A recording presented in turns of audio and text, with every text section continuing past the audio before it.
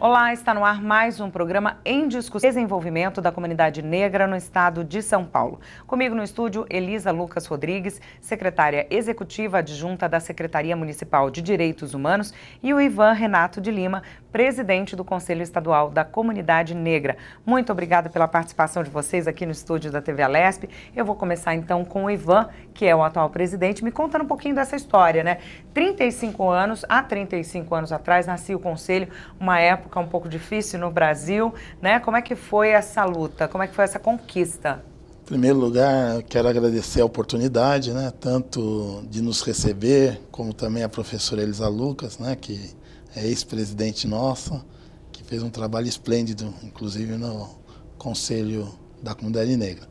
Mas ele nasce como resposta governamental a diversas lutas empreendidas por diversas organizações. Foram diversas frentes ali, né? Sem dúvida, do século XX. Principalmente na primeira metade do século XX, a gente tinha a imprensa negra paulista, depois a gente teve também todo o movimento da Frente Negra Brasileira, ali da década de 30 a 37, e também o Teatro Experimental Negro. Foram as três organizações mais fortes que a gente teve na primeira metade do século.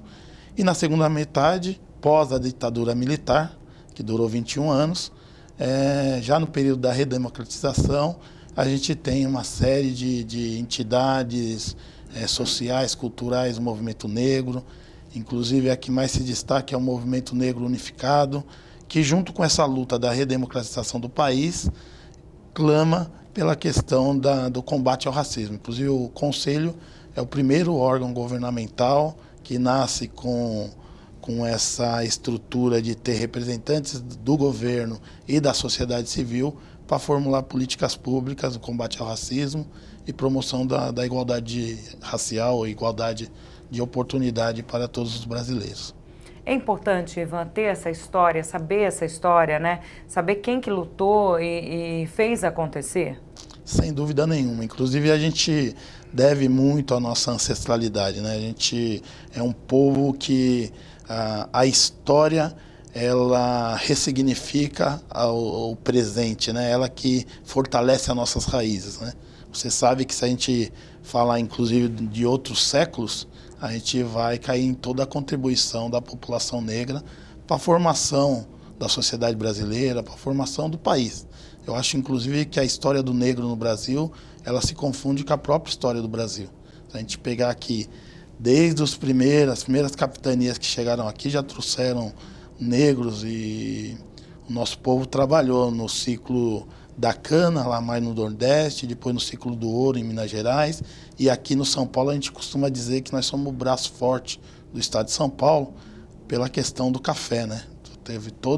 Hoje o estado de São Paulo é considerado o estado mais rico da nação, e isso se deve muito à época do café, e foi um trabalho do nosso povo que foi escravizado e que lutou muito. A nossa labuta, por isso que a gente precisa dessa reparação. Elisa, eu queria agora te agradecer também por ter vindo e saber o seguinte: você já passou pela presidência do Conselho, né? A luta, né, o que se queria há 35 anos atrás, ainda é o mesmo, né? Ainda se lutam pelas mesmas coisas ou teve algum avanço? Como é que você enxerga isso? Bom, primeiramente também agradecendo a oportunidade de estar aqui conversando com você, ao lado do nosso atual presidente do Conselho, Ivan. A luta avançou. Claro que tem ainda um longo caminho a percorrer, mas se a gente imaginar que aconteceu há 131 anos atrás uma abolição, onde os negros não tiveram nenhuma ação reparatória, nenhuma ação afirmativa, ficaram sem indenização, sem emprego, sem educação. Tá certo que esses sistemas ainda são bem recorrentes e a população ainda não se sente totalmente incluída. Mas as leis, por exemplo, a Lei 10.639, que obriga o ensino da história da África e do afro-brasileiro nas escolas, e a gente teve oportunidade, o Estado de São Paulo foi o primeiro a implementar essa lei. Isso é uma coisa pouco divulgada.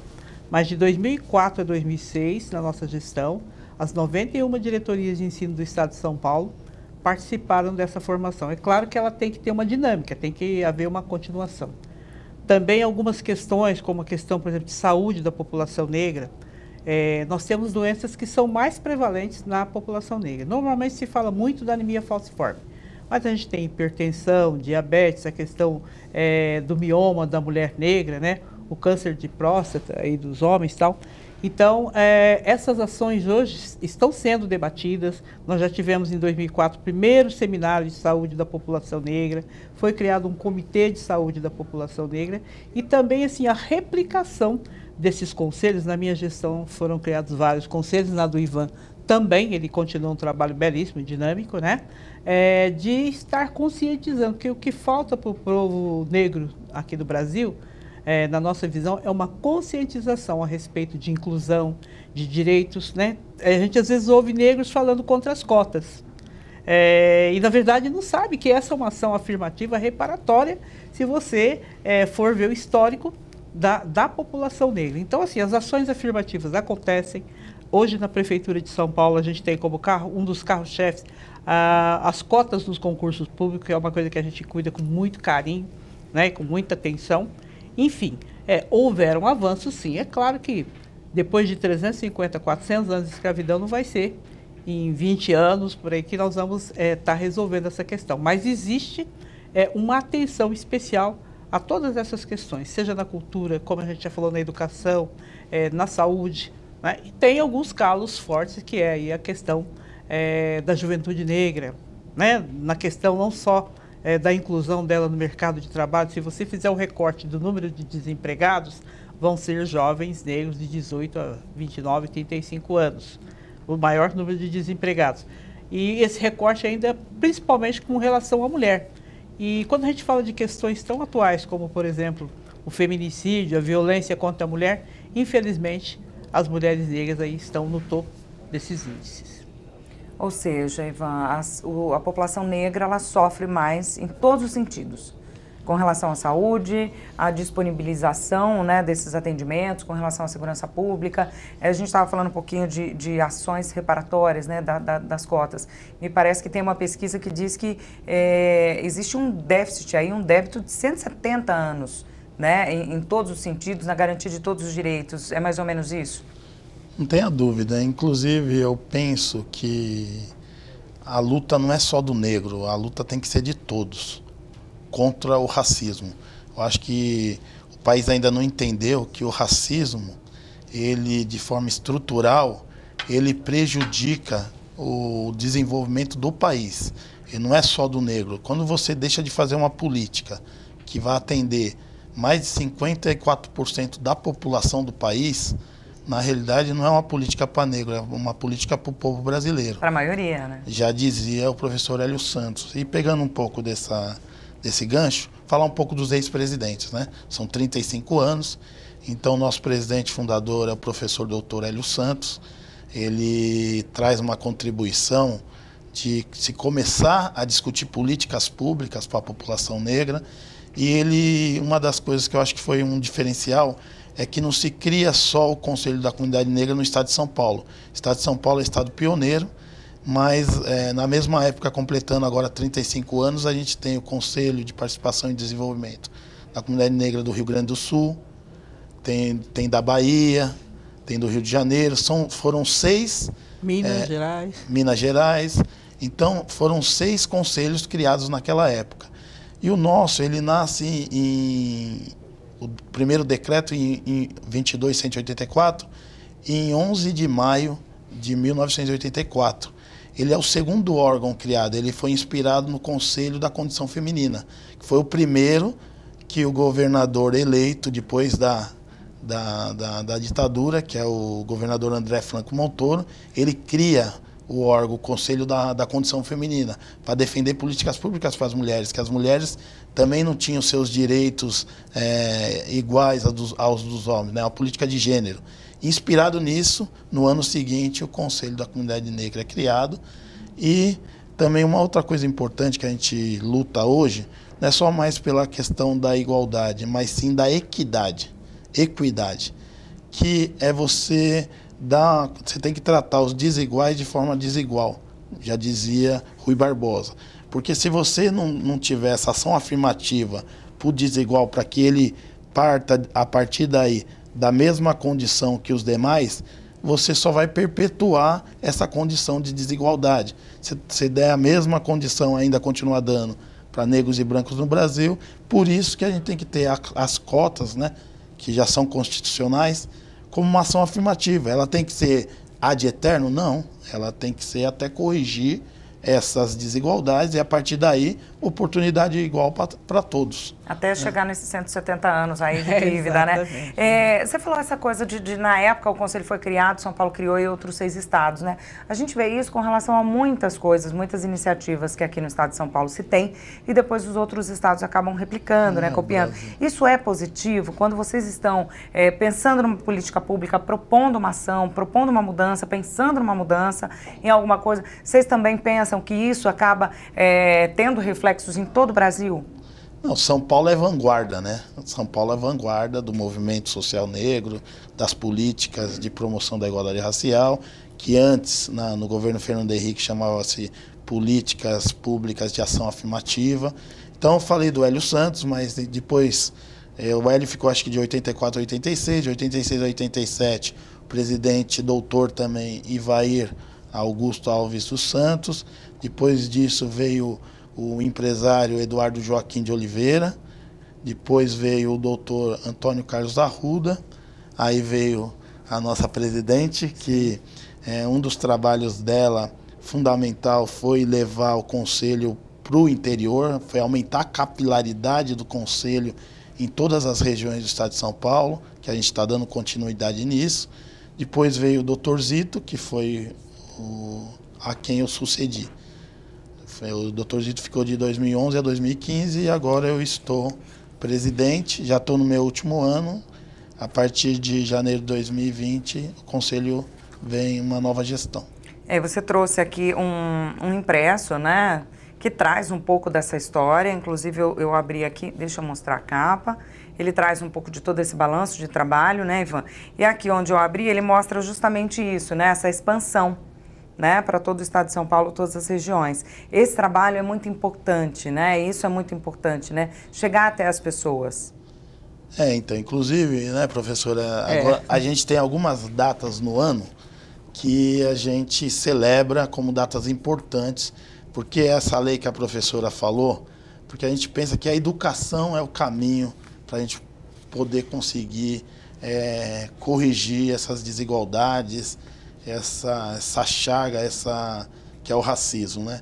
Inclusive, essa semana eu ouvi uma coisa muito interessante, que o primeiro caso de racismo, situação racista que o ser humano passa, é a criança negra quando ela vai para a escola.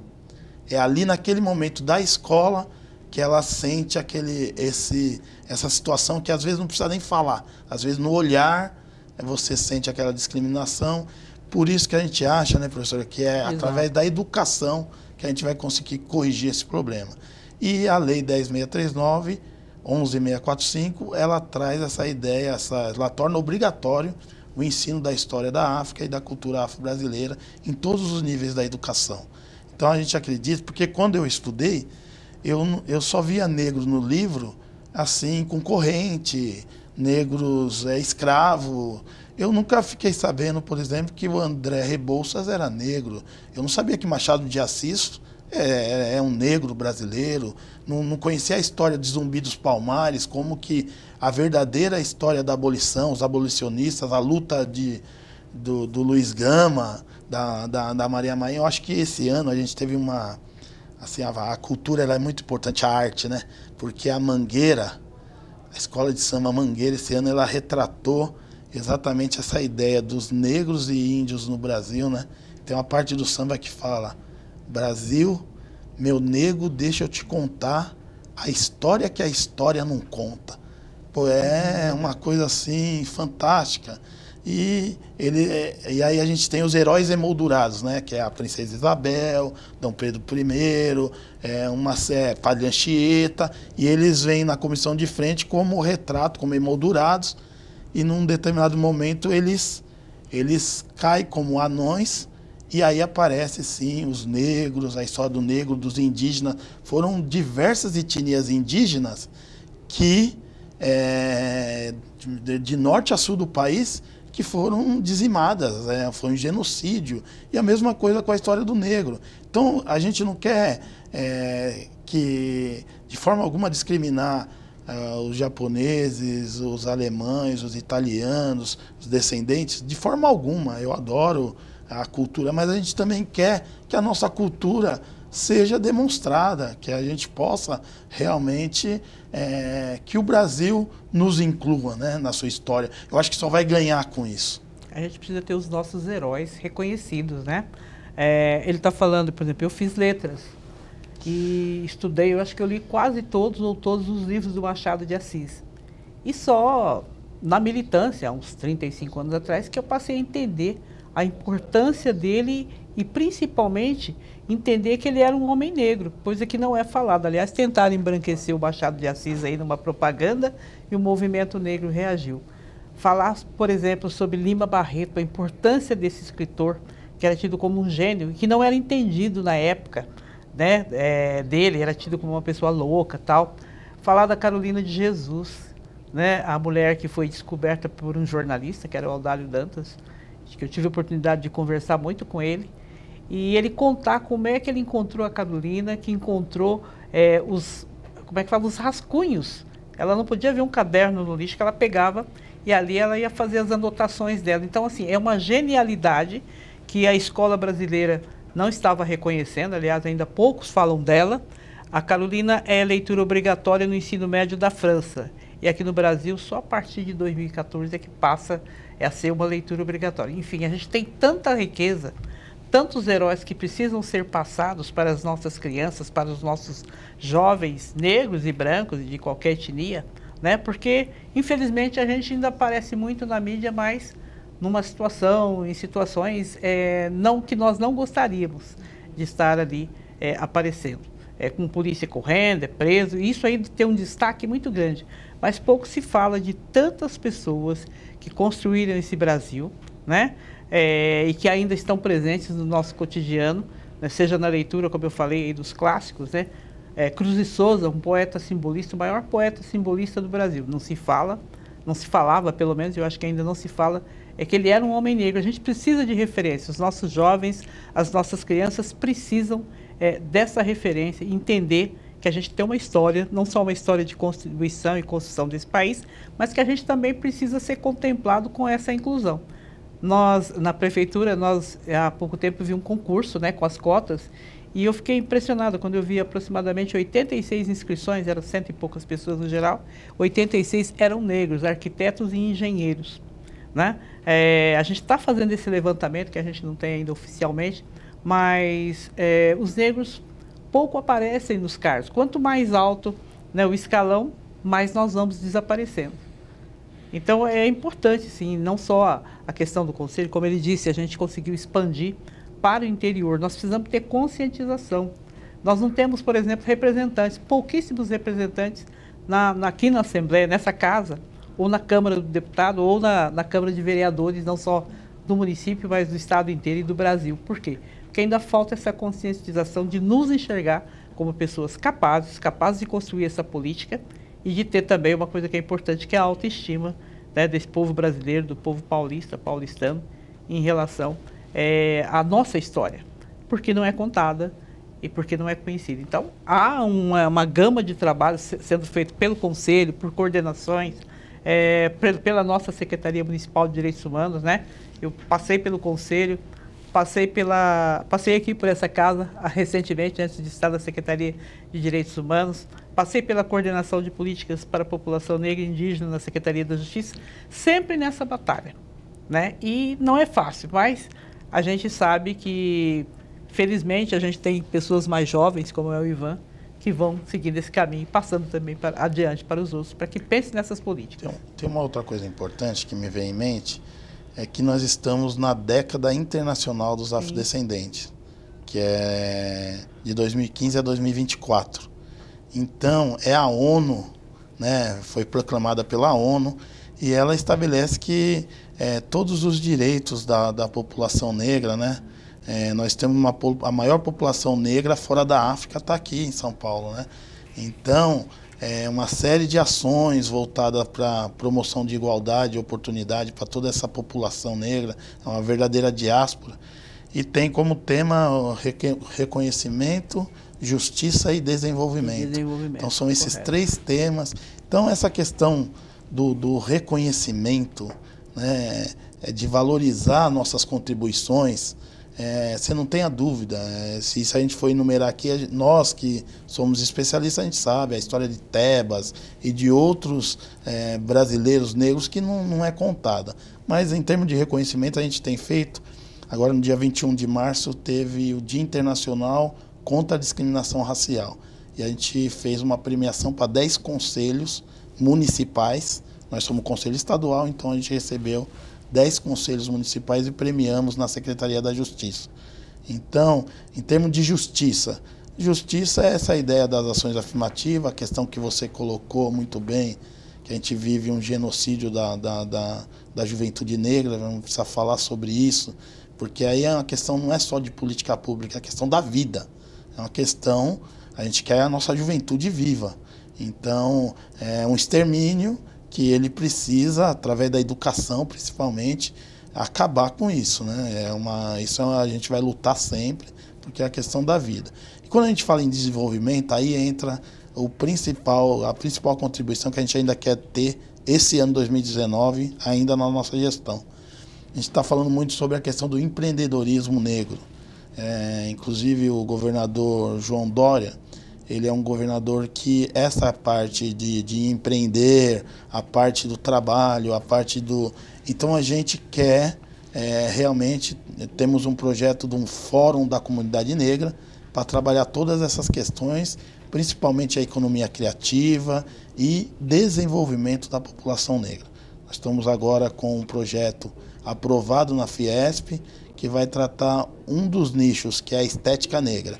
São salões de cabeleireiros e trançadeiras, essa parte dos cosméticos, a parte, enfim, dos salões, que vai ter uma capacitação do SEBRAE, é um projeto do Conselho da Comunidade Negra, que é Governo do Estado, Secretaria da Justiça, com a Fiesp, o SEBRAE e a ABIPEC, que é a Associação de Higiene Pessoal, Perfumes e Cosméticos da Fiesp.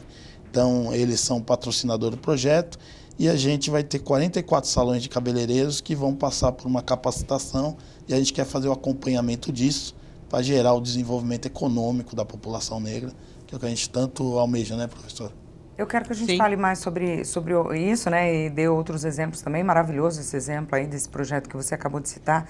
Quero que a gente fale mais sobre as oportunidades. Mas antes eu queria fazer uma pergunta para a Elisa, que é o seguinte: o Ivan, ele trouxe aqui que a solução ela tem que vir lá de baixo, lá da infância, né, educação, e desconstruir essa cultura errada, né? Porque o preconceito, o racismo, ele está muito na cultura ou na anticultura, né? Não é uma cultura isso, mas as pessoas foram aprendendo a se comportar de uma forma sutilmente ao longo da vida, né? E isso vai passando de geração a geração. Então, para desconstruir tudo isso, precisa realmente levar toda essa informação para as crianças na escola, para que elas já cresçam pensando diferente, né? Para que elas sejam orientadas diferentes e aí elas passem tudo isso para as próximas gerações, né? Então é uma mudança que tem que acontecer lá do comecinho da vida mesmo, né? A Lei 10.639, ela tem feito esse trabalho, desempenhado esse trabalho, ela tem sido aplicada, né? Como é que vocês veem isso?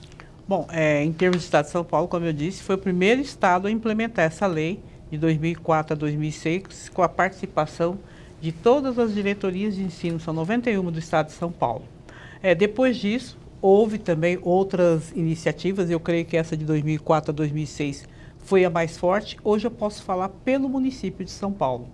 Existe um compromisso, existe um trabalho na Secretaria Municipal de Educação, né, com o nosso secretário João Cury, muito apoiado pelo prefeito Bruno Covas, sobre essa capacitação, porque ela tem que ser dinâmica, né? Isso tem que ser feito sempre nas escolas, né? Porque também professores aposentam, professores chegam, e todo assunto, toda temática tem que ser tratada com sequências, não é? Fez uma vez e acabou, não está resolvido. E aí nós teremos, inclusive, um seminário internacional em novembro, né? Que é o mês da consciência negra, onde vai estar sendo tratado, vai estar fazendo um balanço com as 13 diretorias de ensino do município sobre essa questão da Lei 10.639 e também sobre a questão da Lei 11.645, que fala do ensino da história indígena, né? Os indígenas também, e aqui é uma coisa, né, que eu descobri há pouco tempo.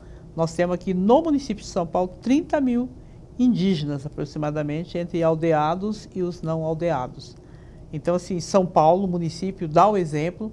Como eu disse, São Paulo também executa em todas as secretarias, nos concursos, a política de cotas, que é de 20%. Né? Isso é cumprido, é monitorado pela nossa Secretaria de Direitos Humanos. E, enfim, é levar a sério e cumprir aquilo que é lei, mas muito mais do que cumprir a lei, a gente se preocupa com a formação, com a internalização por parte de secretários, de funcionários, desta questão da inclusão e da necessidade e o porquê dela. Eu acho isso muito importante. Eu queria aproveitar para lembrar também que esse ano nós comemoramos 10 anos da criação da Coordenação de Políticas para a População Negra e Indígena, lá na Secretaria da Justiça. Desses 10 anos, 5 anos e meio eu estive à frente, né, comandando as conferências que aconteceram, enfim, uma série de atividades, a criação da lei, ano que vem serão 10 anos da Lei 14.187/2010, que é uma lei importante, porque ela pune administrativamente os crimes de discriminação e racismo. Né? Essa lei faz com que um funcionário público ele pode ser exonerado se ele praticar o racismo. Né? Uma empresa pode até ser fechada. Eu sempre trabalhei mais com a questão da mediação, porque pensar em fechar a empresa é você diminuir emprego. Né? Então, não acho que seja uma boa solução. Mas a lei tem lá, né, as suas... como é que fala? As pessoas vão ter que responder, né? Ela fica condenada, ou a empresa ou a pessoa. Pelas nossas mãos passaram mais de 300 expedientes, quando eu falo expedientes formalizados, onde a vítima fez a denúncia e levou até o fim. Porque tem muita gente que não volta também para continuar, né? Nós temos que agradecer também a Delegacia de Crimes Raciais, a DECRAD, que tem sido uma parceira incrível, a Defensoria Pública, o Ministério Público. Enfim, a gente trabalha em rede, né? E isso é importante para que as políticas públicas de fato aconteçam. Mas, infelizmente, a gente ainda tem muitos casos de racismo, questão de supermercado, que a pessoa negra entra, ela é acompanhada, é acusada de roubo, etc, etc. Sem falar de uma relação, que eu já falei, delicadíssima, que é a relação polícia e população negra, né? As abordagens, né? Eu não estou dizendo que todo policial haja de maneira errada, mas tem aqueles que são mais pesados com a população negra periférica. Tanto é verdade que um comandante acabou dizendo, né, que nos Jardins a abordagem deveria ser mais leve, vamos dizer assim. Né? A gente tem casos de juízas que já absolveu um réu porque diz que ele não tinha as características de criminoso, porque ele tinha olhos verdes, era de pele clara. Quer dizer, o racismo no Brasil existe, está mais do que comprovado que existe. Tem aí tantas ações que vêm a público. A questão do menino que morreu asfixiado, né, dentro de um supermercado. A questão do empresário que sofreu uma gravata dentro de uma agência aí do banco. São fatos recentes. E aí, contra isso, só tem uma forma, né? Trabalhar, combater e contar com os aliados. A gente vai continuar essa discussão daqui a pouquinho, tá bom? O programa Em Discussão vai agora para um rápido intervalo. Não saia daí que a gente volta já já.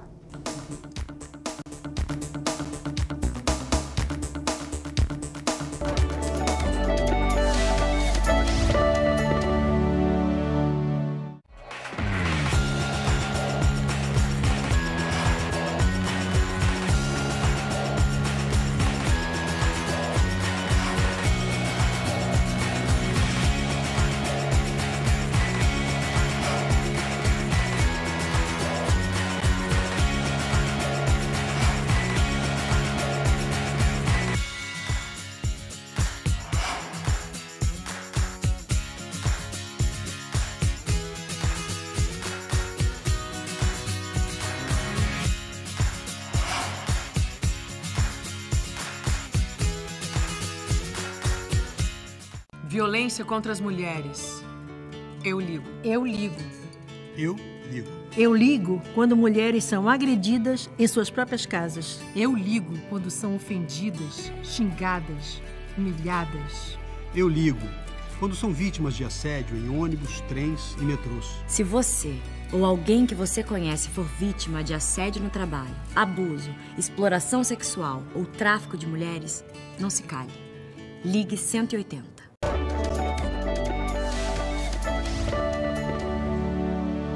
Estamos de volta com o programa Em Discussão, que hoje debate os 35 anos do Conselho Estadual de Participação e Desenvolvimento da Comunidade Negra no estado de São Paulo. Comigo no estúdio, Elisa Lucas Rodrigues, secretária executiva adjunta da Secretaria Municipal de Direitos Humanos, Ivan Renato de Lima, presidente do Conselho Estadual da Comunidade Negra.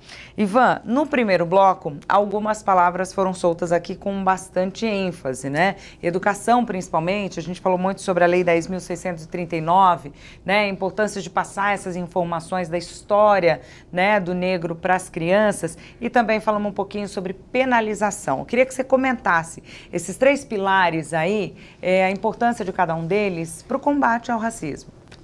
Quando a gente fala da questão da história do negro no Brasil, é importante recorrer a Abdias do Nascimento, né, que ele disse sabiamente que o racismo no Brasil ele se caracteriza pela covardia, porque ele não se assume.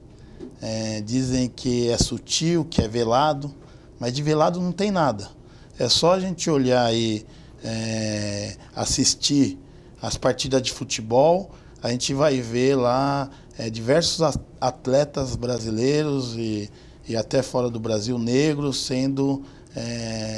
a gente assiste atônito, inclusive, essa situação, casca de banana. E aí é importante já até dizer sobre isso, lembrando da casca de banana, que banana é banana, macaco é macaco e racismo é crime. E que nós temos que, inclusive, levar até as últimas consequências, porque é inafiançável, imprescritível. A gente não pode ter essa oportunidade de dizer para vocês, para as crianças, dizer para a população negra brasileira que não admitam nenhum tipo de discriminação. Se no passado tinha apelidos e uma série de coisas, hoje, através do Conselho e de outras organizações, a gente conseguiu esse avanço. É mais um benefício. Hoje as pessoas pensam 2 vezes antes de... Mas a gente nota nos estádios de futebol, a gente nota nas redes sociais, diversas situações de racistas. Então, o Brasil ainda precisa dessa transformação, dessa conscientização e principalmente da punição. Nós temos um caso aqui recente para falar, emblemático. É um secretário municipal da cidade de Santos, conselheiro do Santos Futebol Clube, que ele diz o seguinte, numa roda de amigos, mas ele coloca isso em rede social, que todos os pardos do Brasil são mau caráter. Inclusive ele diz que isso é um estudo. Falou, não, tem estudo que diz, esses pardos, eles não têm identidade, porque ele é uma mistura. Então, eles não têm caráter, são tudo mau caráter. Só que o Conselho da Comunidade Negra, a gente entrou tanto na esfera criminal, na esfera civil e na administrativa, pedindo todas as punições, e nós vamos acompanhar até as últimas consequências, porque isso se configura o racismo de fato. Porque a gente tem ainda um outro problema na justiça, que dependendo da situação, o pessoal, de vez de punir no crime de racismo, eles tentam ir para a injúria racial. Que a injúria racial é como se fosse apenas uma ofensa, uma coisa mais leve, a punição também é mais leve. Mas uma das coisas que caracteriza o racismo é quando não é para uma única pessoa, e sim para todo um segmento. E foi exatamente isso que ele fez. Ele falou de todos os pardos do Brasil. Então isso ofendeu muita gente. Então tanto o Conselho entrou, como o SOS Racismo também está entrando aqui da Assembleia Legislativa. A Defensoria Pública, inclusive, está pedindo R$100 mil já logo de cara de indenização. E fora isso, tem, no caso do Estado de São Paulo, nós temos uma Lei 14.187, que é mais uma dos benefícios do Conselho da Comunidade Negra e da coordenação, que ganha a coordenação em 2010 também, veio através do Conselho, que é o estado que tem São Paulo contra o racismo. Nós somos o único estado, né, professora? Sim. Que tem uma lei administrativa do estado contra o racismo. Isso. Então, ela é administrativa E a pessoa que é condenada, ela tem que pagar tantas UFESPs. 3 mil UFESPs. 3 até mil, 3 mil UFESPs. até Se for 3 mil. reincidente, pode triplicar. Quanto está o FESP, só para a gente... 26 e pouco. Dá 76 mil em média. Por aí. Então, é importante, porque às vezes, o que está acontecendo? Já teve casos, e muitos casos, que na esfera civil acabou sendo arquivado, na esfera criminal também acaba sendo arquivado, porque vai para o judiciário, mas na administrativa, como é junto da Secretaria da Justiça e Cidadania, também tem um acompanhamento da Defensoria Pública, e nesses casos aí está tendo as condenações, as sentenças, comprovando o racismo, né? Ivan, você citou esse caso recente, né, desse senhor, né, essa pessoa de Santos, e a gente tem muitos outros casos, né? Você falou dos estádios de futebol, a gente teve um caso que ficou famosíssimo, né, teve grande repercussão aí da menina chamando, né, um dos jogadores eu acompanhei essa de história. macaco, né? A gente teve o caso da Titi, que é filha de um casal de atores brasileiros, que também, esses casos todos, quando eles vêm à tona, eles têm muita repercussão. É positivo isso para chamar atenção para o racismo, para chamar atenção para o fato de que o racismo é crime, enfim, como é que vocês enxergam esses casos que têm essa grande repercussão no Brasil? E que a nossa sociedade tem que discutir isso, né? Eu acho que esse aprimoramento da sociedade é que vai conseguir extirpar essa chaga para que a gente possa realmente ter um país que tenha um desenvolvimento. Nossa referência sempre foi os Estados Unidos, né? A gente nota que nos Estados Unidos, os negros lá americanos, eles já conseguiram acessar o poder, já conseguiram desenvolvimento econômico.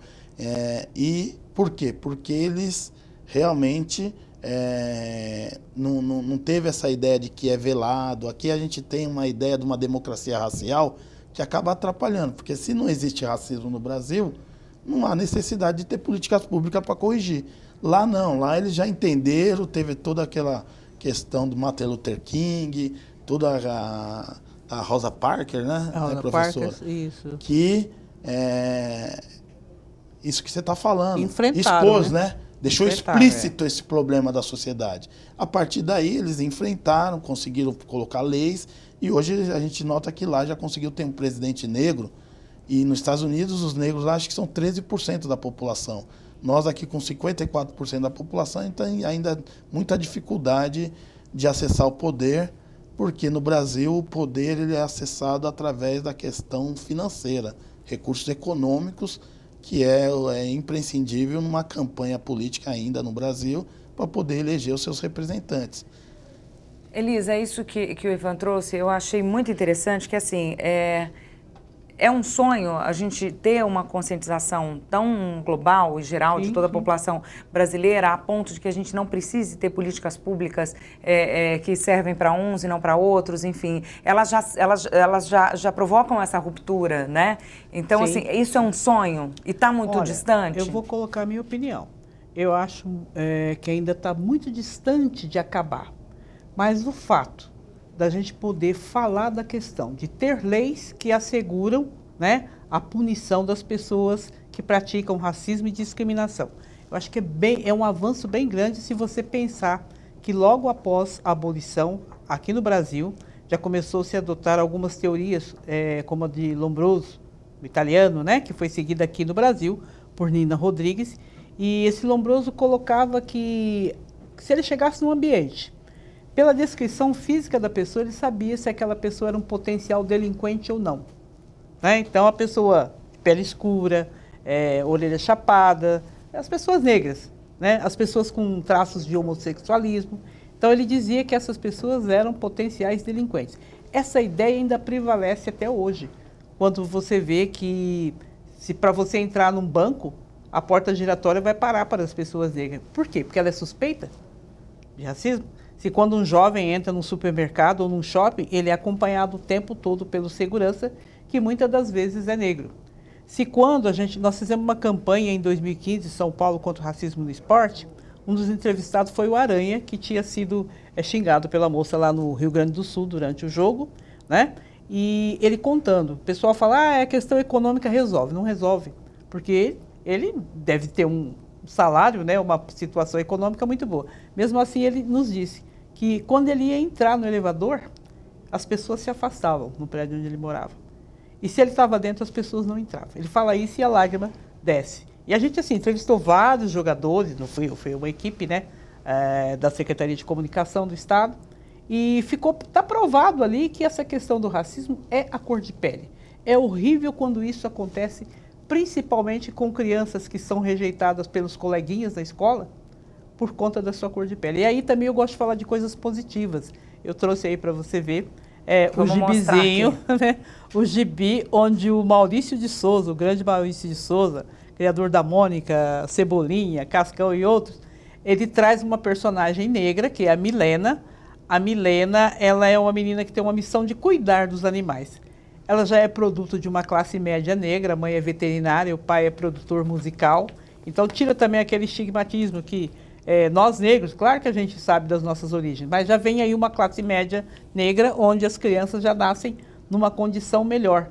Eu, assim, nos meus sonhos, a gente tem a intenção de que uma campanha encabeçada por essa boneca possa, né, trabalhar essa questão dentro das escolas, né, para a criança negra e não negra estar integrada, não um olhar para o outro e achar que o outro vai sujar a piscina. Isso é frases que a gente já ouviu, né? A tua cor aí não é bom para estar aqui junto com meus filhos, com as outras crianças, enfim. Tem essas questões que a sociedade ainda tem no seu bojo. Então, assim, as questões positivas têm que ser mostradas. E outros comerciais que a gente vê também, né? Dia das Mães, não aparecia mãe negra. Dia dos Namorados, né? Também não tinha casal negro. E todas as outras comemorações, Natal, aí de tanto o movimento negro lutar, brigar, conseguiu colocar. Agora, a questão de falar dessas questões, de punir, de levantar a bandeira é necessário, porque ainda nós somos um país um pouco hipócrita, né? Todo mundo fala que não tem... Eu não sou racista, mas conhece uma porção de racistas. Deixa eu fazer uma pergunta, professora. Me ocorre isso, né? Acho que é alguma coisa que talvez até um psicólogo... Pode existir, por exemplo, pessoas brasileiras que falam, eu não sou racista. E, de repente, ela tem um comportamento, claro que não esse tipo de comportamento agressivo, né? Nem verbalizando, mas ela tem qualquer reação mínima que denuncia e que ela não percebe que faz. Isso pode existir por conta de toda a cultura, de tudo o que essa pessoa ouviu falar? Deixa eu te dar um exemplo. Eu posso dar um exemplo. Fala, dá, senhora. Bom, eu vou contar um exemplo que ficou na minha cabeça. Porque, assim, eu acredito que tem gente assistindo a gente que pode pensar, será que eu sou racista? Eu sou racista? Será que eu fiz isso? Então, assim, até pra gente explicar, né, e eu queria entender também, se às vezes a pessoa pode ter ali atitudes sutis, mas de racismo que ela não percebe.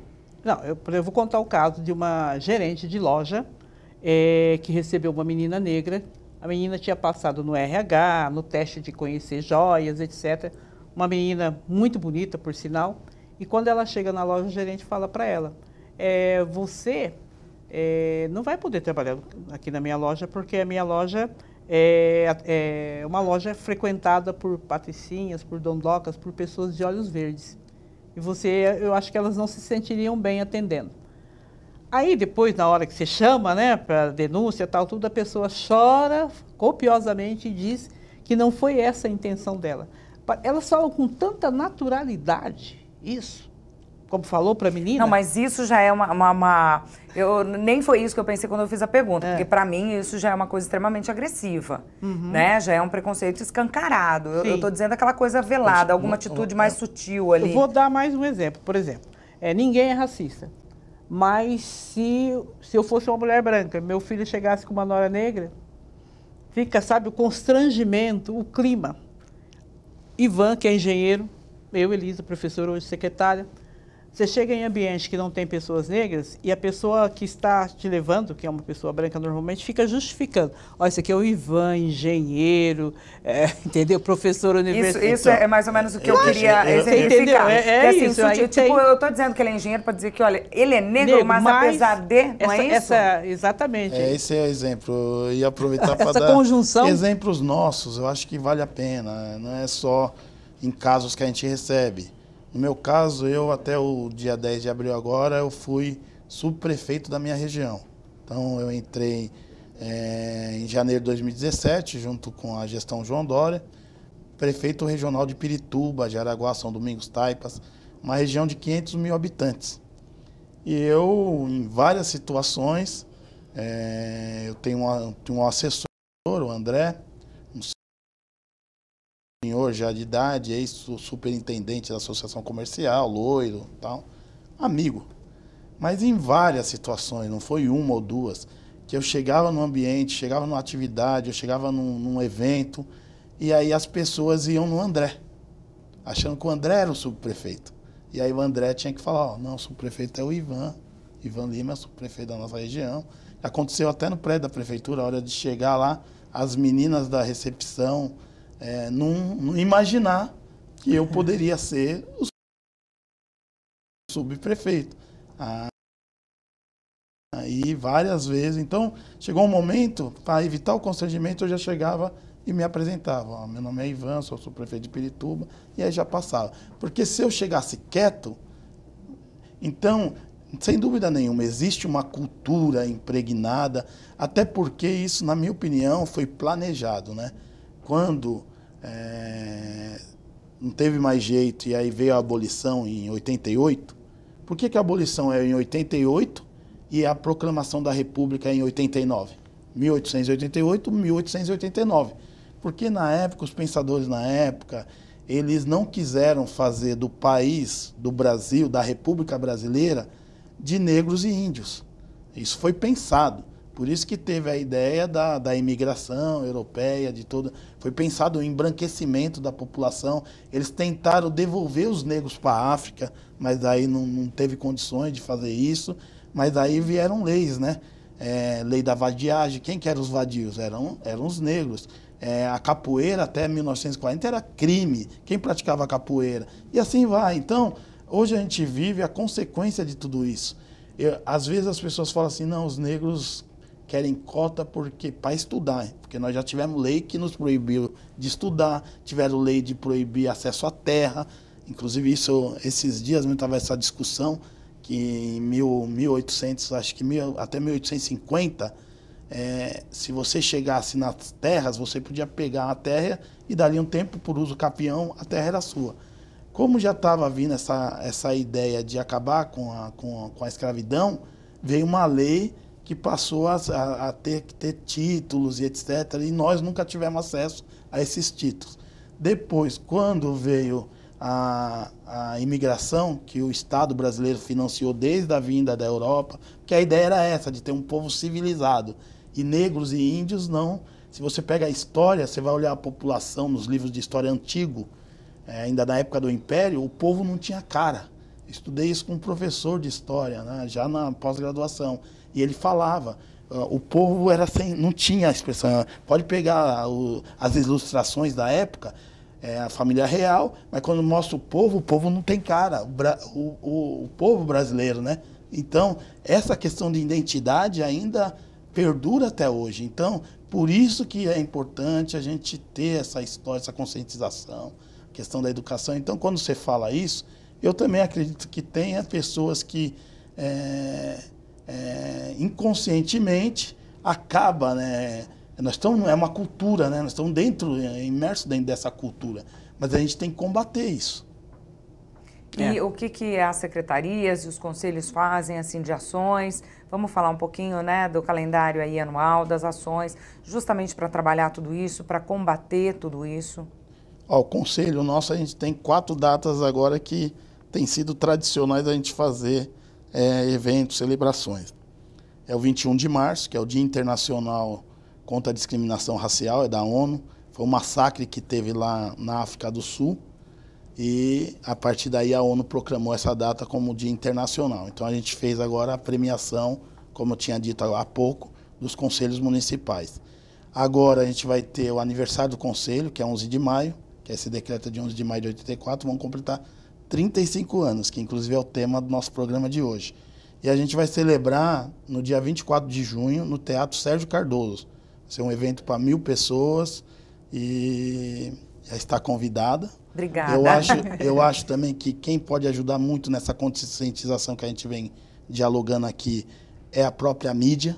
Então, quando você traz esse tema, quando a gente discute e isso vai para um programa de televisão, acho que também ajuda nesse todo esse processo do combate. Informação é muito importante, né? Assim, porque em algum momento a pessoa se toca, né? Em algum momento a pessoa passa a pensar e refletir melhor sobre todos os assuntos, né? Não só sobre o racismo.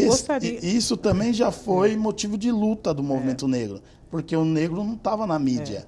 E nas novelas, ou quando estava como escrava, ou como doméstica. A moça do café, sempre assim. Inclusive, a gente tem muito a agradecer ao Lázaro Ramos e à Thaís Araújo, que eles têm tentado, né, trabalhar essa questão. Isso, né? Eu gostaria de... Desculpe. Só para terminar essa parte dos eventos. Dia 25 de julho, a gente comemora o Dia da Mulher Negra Latino-Americana e Caribenha. Também já virou uma tradição no Brasil todo, né, professora? Tem sido, né? Sim. A Mulher Negra, a gente tem o dia 8 de março, que é o Dia Internacional da Mulher. Mas no dia 25 de julho, em função de Teresa de Benguela, a gente tem a Mulher Negra, que já virou uma tradição. Depois a gente tem, em novembro, o mês da Consciência Negra. É um mês importante. E 20 de novembro a gente quer que seja feriado nacional, em função de Zumbi dos Palmares. A gente não comemora no 13 de maio. 13 de maio, para nós, é uma data para denunciar, porque é uma abolição inacabada, é mais uma farsa da história do Brasil. Agora, dia 20 de novembro, aí sim, em virtude de Zumbi dos Palmares, que é nosso líder, que lutou pela abolição, pelo fim da escravidão, isso que a gente... Essas são as datas que a gente procura estar trabalhando com a população negra e não negra para poder conscientizar no combate ao racismo. Gostaria de complementar quando você fala de ações, né? Que é muito importante as parcerias. Nós já tivemos e estamos retomando uma parceria com a Polícia Civil, com a Cadepol. Do período de 2013 e 2014, nós percorremos, eu estava na Secretaria da Justiça, as 11 regionais da Polícia Civil, os DEINTERs, com seminários, né, e uma equipe de policiais civis, delegados daqui de São Paulo, e nós juntos, para falar sobre essas questões. Por exemplo, é importante ter como público os delegados, os escrivães, né, os investigadores. E aí a gente sai daquilo, né, de falar nós conosco, só com o movimento negro. Tem que falar com as parcerias. Importante também estar dialogando com a Polícia Militar, falando sobre isso, assim como discutir com os profissionais de saúde que têm capacitação sobre as doenças da população negra, discutir também na educação, não só discutir, mas efetivar ações com as secretarias do Estado de São Paulo e do município, para que a gente possa eliminar essa questão. Não dá para trabalhar a questão da discriminação, racismo sozinhos. Então, é importante que a gente tenha outros parceiros. O Ivan bem disse, né? O problema, a questão não é nossa só de negros, mas é uma questão da sociedade. E aí, assim, no município de São Paulo, a importância do prefeito Bruno Covas, que apoia incondicionalmente essas ações. Eu participei do governo do estado, mas na gestão Alckmin. Posso dizer que durante o tempo todo a gente teve apoio, não só ao conselho, às coordenações, à realização das conferências, onde a gente traz os temas para debate. E aí também tem uma coisa que é importante a gente observar. Hoje nós temos as cotas no município de São Paulo. E eu acompanhei o debate muito antes de estar na prefeitura, da questão das pessoas que falsificam a sua identidade, se declaram negras para usufruir das cotas. Eu falei, aí está explicado por que as pessoas têm que ter um motivo para se declarar negras, né? Eu sou da época que, quando fazia o censo, dava 4%, 10% de negro. Hoje no Brasil tem mais da metade. Então, quando tem uma coisa positiva, as pessoas passam a olhar a própria história e a se reconhecer e se valorizar e ter uma autoestima elevada. Eu acredito nisso. Né? Eu achei muito interessante esse contato, né? Seria uma capacitação, né, para esses profissionais, né? Isso. Porque até no primeiro bloco a professora trouxe aqui que a relação entre a polícia e os negros tem difícil, um pouco de turbulência ali, né? Então é muito interessante essa parceria, né? Essa capacitação, esse canal aberto, né? Sim. A Polícia Civil, assim, a Cadepol, né, Academia de Polícia, abriu as portas, a gente é parceiro, estamos retomando o contato no município, né, fazendo a parceria com o município, porque aqui também tem muitos policiais, né? A importância do relacionamento também com a Polícia Militar. Nós tivemos segunda-feira com a Coronel Helena, que foi secretária, né, do governo do Estado de São Paulo. ela está hoje na Polícia Comunitária, trabalhando em direitos humanos. Eu falei, é muita felicidade, né? Então a gente já está marcando para que a gente continue os nossos trabalhos e a gente também reconhece e agradece muito o trabalho da mídia. A mídia tem um papel importantíssimo nessa questão de trabalhar, de conscientizar as pessoas de que não pode haver discriminação e que isso realmente é crime. Mas a gente está ainda muito aquém do ideal que a gente... Ainda tem muita luta pela frente, né? Ainda tem muito trabalho para fazer, né? Principalmente para conquistar a equidade, que é o que nós tanto queremos. Importante salientar também que de diversas leis, de toda a luta do movimento negro, social negro brasileiro, uma das coisas que foi um ganho é o Estatuto da Igualdade Racial. Então, a Lei 12.288, acredito que de 2003 ou de 2010, ela, como tem o Estatuto da Criança e do Adolescente, que é uma lei que funciona, do idoso, agora também tem da Igualdade Racial. E, resumindo ele, assim, coisas que é prática e que é importante, é o seguinte: toda a gestão, seja ela municipal, estadual ou federal, ela deve ter 2 órgãos importantes, se não tiver, tem que criar 2 órgãos importantes. Um é o conselho, pode ser municipal, estadual ou nacional, e o outro no ponto de vista do executivo, que pode ser uma coordenadoria de igualdade racial, uma assessoria de igualdade racial, ou seja, o conselho, uma secretaria de igualdade racial. O conselho vai fazer o papel como se fosse legislativo, de propor e fiscalizar, e esse órgão, ele que vai fazer toda a interface com as secretarias de educação, de saúde, de trabalho, secretaria de cultura, para promover e implantar as políticas públicas, que é através das políticas públicas que nós vamos reduzir as desigualdades. Então, tendo esses 2 órgãos, o governo federal prevê um sistema que é como se fosse o SUS, chama SINAPIR, que é o Sistema Nacional de Promoção da Igualdade Racial, que daí prevê recursos, seja para as prefeituras, seja para o Estado, para poder implementar essas políticas. Então, eu acho que a gente teve esses avanços. O que acaba acontecendo, e aí, de novo, é a questão da cultura, do racismo e tal, é um racismo chamado racismo institucional, que é aquele que não é cometido por uma pessoa, mas por uma instituição. Às vezes o governador quer, e ele assina, quero fazer, as cotas, tem que ter as cotas. Só que quando isso vai passar pelas secretarias, pelos órgãos que tem que passar para poder a coisa acontecer, ele vai sofrendo uma resistência muito grande. Isso é o racismo institucional. São as pessoas que estão ali por trás da instituição, que deveria dar sequência e que amarra, e por conta desse sentimento, de toda essa... barram todo o processo de avanço, né? Por isso que a gente é uma luta que parece que demora, né, para acontecer da forma que a gente gostaria. Gente, eu queria agradecer imensamente a participação de vocês aqui. Parabéns pelos 35 anos do Conselho, né? Conselho filho dos 2 aí, né? Acredito que a Elisa continua cuidando dele também como filho, né? Claro, mesmo não sendo presidente. Muito obrigada, viu? Parabéns pelo trabalho que vocês realizam.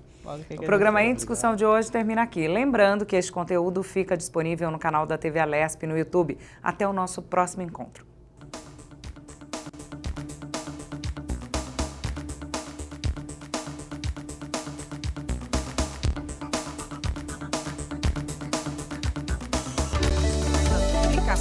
Vale a pena, né?